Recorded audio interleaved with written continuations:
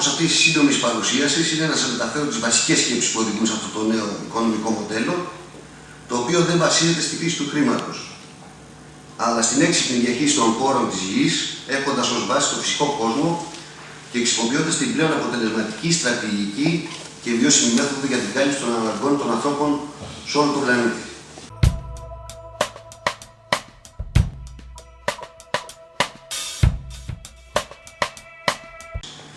Ακόμα και σε έναν κόσμο όπου η αυξανόμενη ανεργία, η φτώχεια, η πείνα, οι ψυχικές διαταραχές, η χρήση των ναρκωτικών, η εξάρτηση των πόρων, η συνολική περιβαλλοντική υποβάθμιση, η αποσταθεροποίηση του οικοσυστήματος, όλα τα κοινωνικά προβλήματα που είναι τόσο πολυάριθμα, είναι αδύνατο να τα αναφέρουμε όλα μαζί, υπάρχει ακόμα μια γενική άρνηση στο να σκεφτούμε ότι ίσως το ίδιο το κοινωνικό οικονομικό σύστημα που βιώνουμε όλα αυτά τα χρόνια είναι υπαίκτιο γι' αυτό.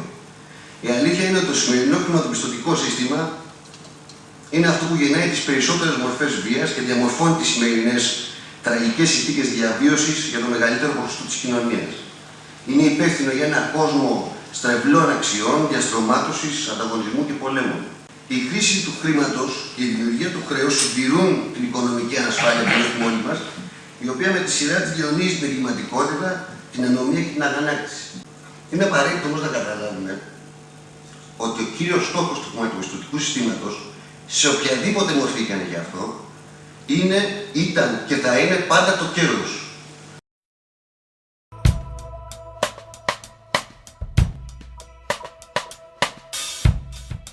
Η ερώτηση που θα έπρεπε παγκοσμίως να τίθεται είναι ουσιαστικά απλή. Μήπως το ίδιο το παιχνίδι που έχουμε μάθει ως κοινωνίες από νωρίς να παίζουμε είναι πραγματικά το πρόβλημα? Μήπως είναι η ίδια η φύση των κυρίαρχων θεσμών και μεθόδων της εποχής μας αυτή που στην πραγματικότητα δημιουργεί και ενισχύει τις συγκεκριμένες συμπεριφορές, οι οποίες, για να το πω πιο απλά, είναι μη βιώσιμες και καταστροφικές. Ωστόσο, εμείς απλά δεν το βλέπουμε. Έχουμε μάθει να μην το βλέπουμε.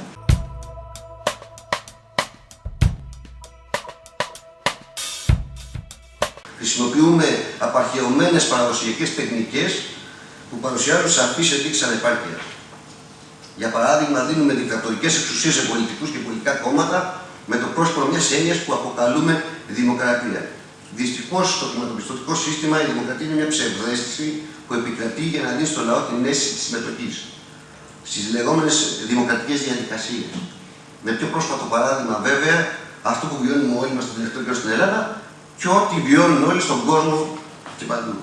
Οι πολιτικοί, οι οποίοι κατά μέσο όρο προφανώς και δεν έχουν καμία εκπαίδευση ή κατάρτιση σε τεχνικές υποθέσεις της κοινωνικής οργάνωσης, παίζουν με τις λέξεις και τους χρηματοπιστωτικούς όρους, με τα κουρέματα, με τα spreads, λες και όλα αυτά αφορούν την ευημερία των ανθρώπων. Δεν διαθέτουν τις τεχνικές γνώσεις ή εν τέλει την κοινή λογική να καταλάβουν ότι οι άνθρωποι δεν έχουν ανάγκη τα κτίρια του χρηματοπιστωτικού συστήματος, που ούτως ή άλλως εξυπηρετεί λίγους. Οι άνθρωποι έχουν ανάγκη από την πρόσβαση στους πόρους και τα αγαθά. Δυστυχώς είναι τεχνικά αδύνατο να καλυφθούν οι ανάγκες για όλους στο σημερινό σύστημα. Το οικονομικό παιχνίδι που παγκοσμίως παίζεται εις βάρος των περισσότερων ανθρώπων πάνω σε αυτόν τον πλανήτη απλά δεν έχει σχεδιαστεί για να επιτρέπει σε όλους να ζήσουν και να ευημερήσουν. Είναι ένα σύστημα όπου νικάς ή κάνεις. Σε έναν κόσμο που ένα παιδί πεθαίνει κάθε 5 δευτερόλεπτα, από τη χειρότερη μορφή βίας, τη φτώχεια, την πείνα και τη στέρηση, δυστυχώς πολλοί ακόμα προσβλέπουν στις κυβερνήσεις τους ή σε κυβερνητικούς οργανισμούς για μια λύση. Χωρίς να σκέφτονται μια απλή επιστημονική πραγματικότητα. Ότι η σύντηση και η φροντίδα για τους ανθρώπους όλου του κόσμου δεν είναι πολιτικό ζήτημα. Είναι τεχνικό θέμα, το οποίο επιλύεται με την απλή διαχείριση και κατανομή των πόρων μέσα από την ευφυή και στρατηγική εφαρμογή της υπάρχουσας τεχνολογίας.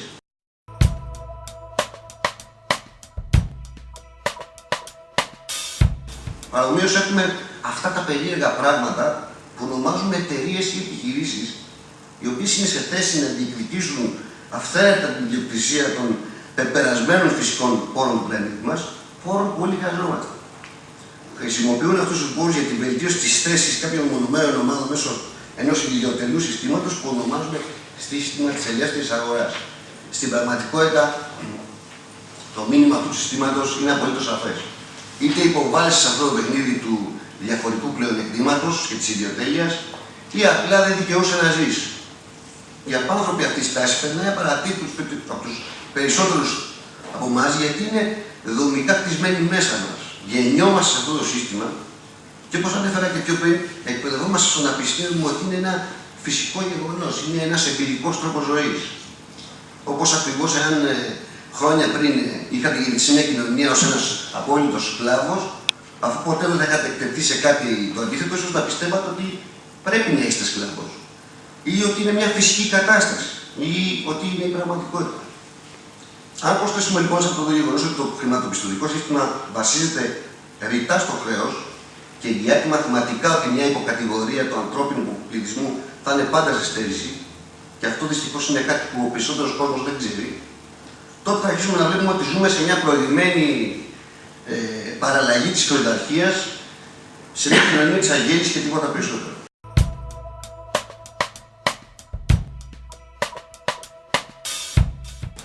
Ας κάνουμε λοιπόν τώρα ένα βήμα προς τα πίσω, βάζοντας στην άκρη ότι έχουμε πιθανότατα διδαχθεί ή έχουμε ακούσει για την κοινωνική μας δομή και ας αναλογιστούμε το εξής ερώτημα. Ποια είναι αυτά τα αμετάβλητα θεμέλια της ανθρώπινης υγείας και ευημερίας και πώς μπορούμε να κατασκευάσουμε ένα σύστημα που θα καλύπτει αυτές τις ανάγκες για το σύνολο του ανθρώπινου πολιτισμού, όχι μόνο για τον δυτικό κόσμο, όχι μόνο για τη χώρα ή για τις χώρες, για το σύνολο του παγκόσμιου πληθυσμού, απά και σάκη. Κατανοώντας λοιπόν ότι ζούμε πρώτα απ' όλα σε έναν πεπερασμένο πλανήτη και παράλληλα διασφαλίζοντας τη βιώσιμη αυτού του πλανήτη, αυτού του πεπερασμένου περιβάλλοντος μας για τις επόμενες γενιές. Για να απαντήσουμε σε αυτό το ερώτημα, θα πρέπει να εξεταστεί πρώτα το ζήτημα των ανθρωπίνων αναγκών αυτό καθεαυτό.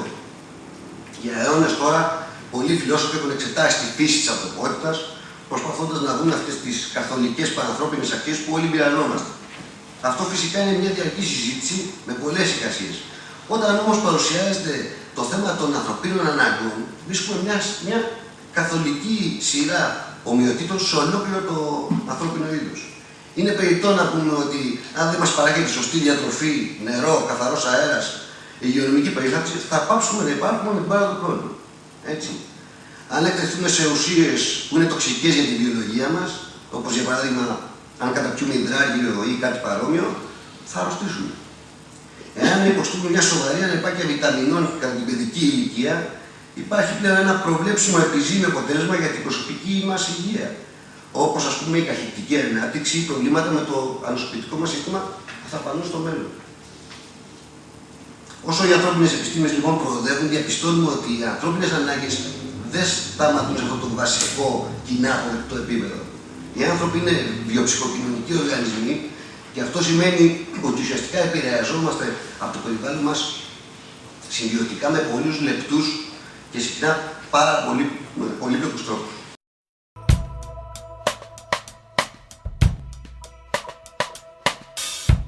Είμαστε κοινωνικά και περιβαλλοντικά συνδεδεμένοι με ένα πολύ πραγματικό και πολύπλοκο τρόπο, έχοντας λοιπόν δεδομένη αυτή τη βασική αντίληψη, πώς θα σχεδιάσουμε μια κοινωνία που στηρίζει πραγματικά το ανθρώπινο είδος, διατηρώντας παράλληλα την ισορροπία του περιβάλλοντος. Έτσι ερχόμαστε στην έννοια της οικονομίας βασιπόρων. Μιλάμε για ένα οικονομικό σύστημα στο οποίο όλα τα αγαθά και οι υπηρεσίες είναι διαθέσιμα χωρίς τη χρήση χρήματος, πίστοσης, αντιπραγματισμού ή οποιοδήποτε άλλο συστήματος χρέους ή υποτέλειας.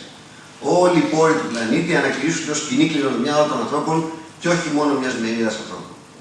Σε μια τέτοια οικονομία η παραγωγή επιτυχάνεται πλήρως από τις μηχανές και τους αυτοματισμούς και τα προϊόντα είναι διαθέσιμα για όλους. Οι έννοιες δουλειά και κερδίζω τα προστοζήν δεν έχουν πλέον σημασία. Ο στόχος θα έπρεπε να είναι να βιώνουμε ουσιαστικά τη ζωή και να έχουμε το χρόνο και τα εφόδια για να το κάνουμε. Για να κατανοήσουμε καλύτερα την σημασία της οικονομίας βασισμένης σε πόρους, σκεφτείτε το εξής. Αν όλα τα χρήματα στον κόσμο εξαφανίζονταν, εφόσον η καλλιεργήσιμη γη, τα εργοστάσια και οι άλλοι πόροι παρέμεναν ανέπαφοι, θα μπορούσαμε να χτίσουμε οτιδήποτε θέλουμε και να εκπληρώνουμε κάθε ανθρώπινη ανάγκη. Οι άνθρωποι λοιπόν δεν χρειάζονται χρήματα, αλλά όπως ανέφερα και πιο πριν, χρειάζονται την πρόσβαση στα αναγκαία για τη ζωή, χωρίς να χρειάζεται να καταφεύγουν στην κυβερνητική γραφειοκρατία ή σε οποιαδήποτε άλλη υπηρεσία. Σε μια οικονομία που βασίζεται σε πόρους, τα χρήματα είναι περιττά. Το που χρειάζεται είναι οι πόροι, η κατασκευή και η διανομή των προϊόντων.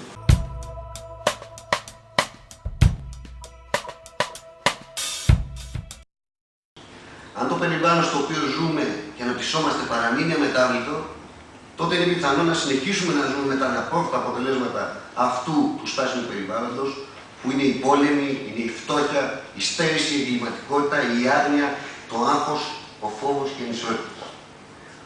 Θα ήθελα, τελειώνοντας, γιατί ξέρω ότι όλα αυτά είναι αυτό που λένε too much info, θα ήθελα να πω δύο λόγια για την παγιά και αυτό που προσπαθούμε να κάνουμε αυτό εδώ. Έχουμε αφοσιώσει όλοι μας τις δυνάμεις για να μιλήσουμε στον κόσμο για το κοινωνικό σχέδιο του Venus Project και την οικονομία βάση πόρων. Συμμετέχουμε σε πολλές ημερίδες, εκθέσεις κτλ. Συναντάμε ανθρώπους ανά την Ελλάδα, προσπαθούμε να τους μιλήσουμε για αυτή την οικονομία. Οι πληροφορίες που αφορούν αυτή την πρόταση είναι πάρα πολλές και γνωρίζουμε πάρα πολύ καλά πως μια ομιλία ή μια απλή συζήτηση δεν είναι αρκετές για να καλύψουν τα ερωτήματα που γεννιούνται ύστερα από αυτή την πληροφόρηση. Γι' αυτό το λόγο και ένας από τους βασικότερους στόχους από την ίδρυση της Πανελλήνιας και μετά ήταν η έκδοση του βιβλίου του Ζακ Φρέσκο, The Best That Money Can Buy, στον ελληνικό του τίτλο Ό,τι αξίζει δεν κοστίζει, που ουσιαστικά θα μπορέσετε να βρείτε περισσότερες πληροφορίες για αυτό που μιλάμε και να λύσετε και πολλές απορίες. Γνωρίζουμε επίσης ότι ο κόσμος χρειάζεται ένα πραγματικό παράδειγμα της πρότασής μας, ώστε να δει στην πράξη ότι τα πράγματα μπορούν να είναι διαφορετικά και μπορούν να πάνε προς τα εκεί. Αυτό το ρεαλιστικό παράδειγμα είναι ο βασικότερος στόχος της Πανελλήνιας. Οι περιορισμοί ξεκινούν από το μυαλό μας και όμως πρέπει να γνωρίζουμε ότι και η επανάσταση ξεκινάει από το μυαλό μας. Εμείς έχουμε κάνει αυτή την επανάσταση στο μυαλό μας, την κάναμε πριν από πολύ καιρό και ζητούμε στους ανθρώπους γύρω μας να στηρίξουν αυτό το μεγάλο όραμα για έναν κόσμο που η φτώχεια, η βία, οι στερήσεις, η πολιτική και ο πόλεμος μπορούν να βρεθούν επιτέλους και για πάντα στο παρελθόν της ανθρώπινης ιστορίας. Θέλω να ευχαριστήσω τους οργανωτές του φόρουμ, τον συνομιλητή και όλους εσάς που ήμασταν εδώ απόψε. Όποιες ερωτήσεις θέλετε να κάνετε αργότερα που θα μιλήσουμε, είμαστε ανοιχτοί. Ευχαριστώ πολύ.